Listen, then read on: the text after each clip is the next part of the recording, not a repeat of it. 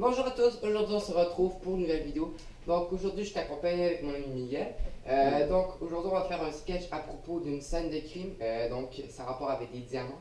Donc oui, c'est pas l'idéal, mais on l'a fait avec ce qu'on avait. Donc c'est une famille de riches. Donc je vous souhaite une bonne vidéo. Pour info, c'est un projet pour l'école en français. J'espère avoir une bonne année. Merci.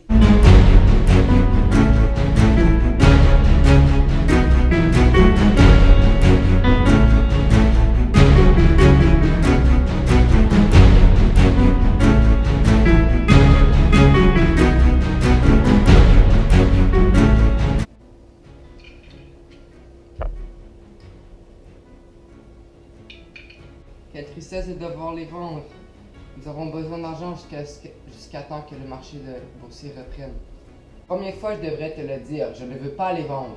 Ce sont mes diamants, j'en ferai que ce que je veux. En novembre dernier, tu m'as demandé de les vendre.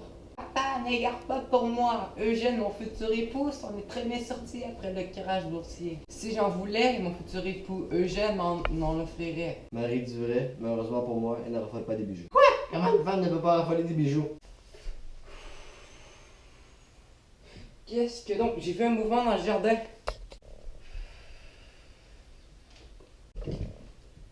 Regardez, il y a quelqu'un, on dirait. Un gendarme, allez voir! Il n'y a personne, quoi qu'il en soit, s'il serait venu, il ne serait pas resté très longtemps. Je crois que je vais remettre. Je vais les amener dans ma chambre, au mieux dans le coffre-fort. Je suis sûr qu'il y a quelqu'un qui rôde ici.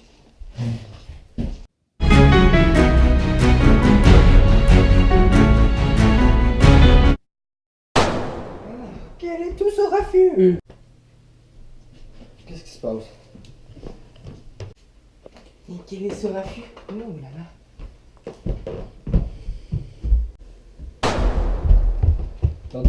Leur Dudley va être correct?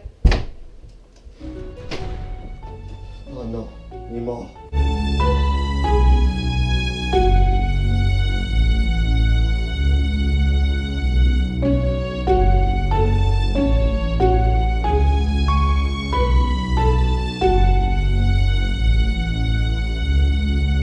Qu'on appelle la poursuite.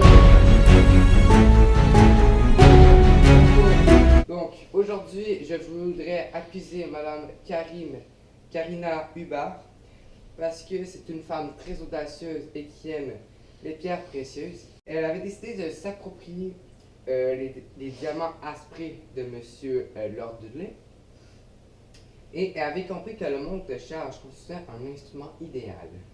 Cet appareil servant à monter la nourriture dans la cuisine au sous-sol desservait aussi la chambre de Monsieur Dudley. Madame Hubbard, de petite stature, a pu se plier à entrer dans le montre-charge, manipuler les câbles d'appareil, afin de se rendre dans la chambre de la victime, assassiner la victime et de s'emparer des diamants et revenir sur ses pas dans le montre-recharge. Le majordome n'était pas dans la cuisine lorsque Karine Hubbard sortait du montre-charge. On n'aurait peut-être jamais soutenu Karine Hubbard. Appelle l'accusé. Je suis entré dans le montre-charge par curiosité car je voulais savoir si je pouvais y tenir. Je m'étais dit que si je resterais coincé, je pourrais appeler le Lord Dudley et que le capitaine Bart m'aurait entendu et aurait pu. Je n'aurais jamais pu me rendre dans la chambre de moi-même. Le porte-chambre ne pouvait s'ouvrir que de l'extérieur. Qu'on appelle la défense. Karina, veuillez nous décrire votre expérience. J'étais dans la salle à manger, seul. J'ai entendu un son étrange comme si on venait de jeter un objet dans une chute. J'ai ouvert la porte du monte-charge qui se trouvait alors au deuxième étage.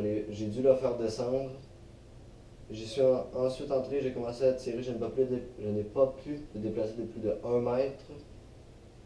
Et j'ai commencé à tirer environ et alors, le premier coup de feu était terrifiant.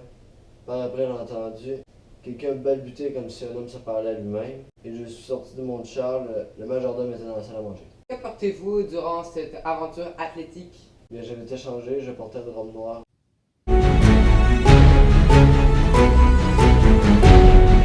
Nous supposons que le premier coup de feu a raté sa cible, puisque le témoin a admis avoir entendu son sourd après le second coup de feu. Nous avons mis du temps à repérer la première balle. Elle était assez logée dans le plafond, de l'autre côté de la pièce par rapport à la table de travail près de laquelle on a trouvé le corps de la victime, c'est-à-dire sur le lit. Le tiroir intérieur à droite de la table de travail était ouvert du corps. Nous avons noté la présence d'une égratignure fraîche sur le rebord intérieur du tiroir. Ces égratignures coïncident avec des éclats de bois repérés dans la poignée de l'arme à feu. La fenêtre était ouverte, mais il n'y avait aucune trace d'intrus. La porte du monte-charge était fermée. Monsieur l'agent, est-ce que la porte du monte-charge peut-elle être ouverte de l'extérieur? Monsieur la poursuite, non, en revanche, elle peut se fermer de l'intérieur. La victime a pu l'ouvrir et en partant, Karina Hubert a pu la fermer. Monsieur l'agent, est-ce que vous avez trouvé des empreintes de l'accusé à l'intérieur de la chambre? Monsieur la poursuite, non, mais nous avons trouvé des gants d'homme à côté de la victime. Qu'avez-vous trouvé lorsque vous avez fouillé les choses de l'accusé? Monsieur la défense, oui, nous avons trouvé des moulages de diamants asprés excellents par ailleurs. Ils se trouvaient au fond de la chute du monte-charge. Qu'est-ce qui vous a amené à fouiller la chute du monte-charge? Durant son interrogatoire, Mme Hubert a avoué avoir entendu des coups de feu et des choses tombées dans la chute du monte-charge. Donc, sans cet aveu, vous n'aurez peut-être pas trouvé la chute. La défense, oui, nous aurons pu le faire. Soumets la pièce à conviction de l'arme du crime. Merci, monsieur. Donc, voici l'arme du crime. Ici, un expert en armes va nous expliquer comment ça marche.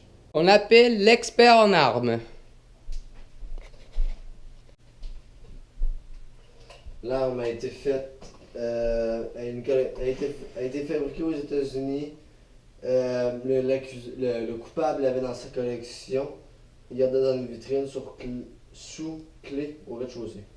Il n'y avait aucune empreinte sur la carabine, mais nous avons noté également des égratignures sur la détente. Des égratignures horizontales ont été faites par un bout de métal dur, qu'on appelle le coroner. Donc, la victime est morte après avoir reçu une seule balle qui a pénétré dans la mâchoire droite vers le haut et s'est logée dans l'hémisphère gauche supérieur du cerveau.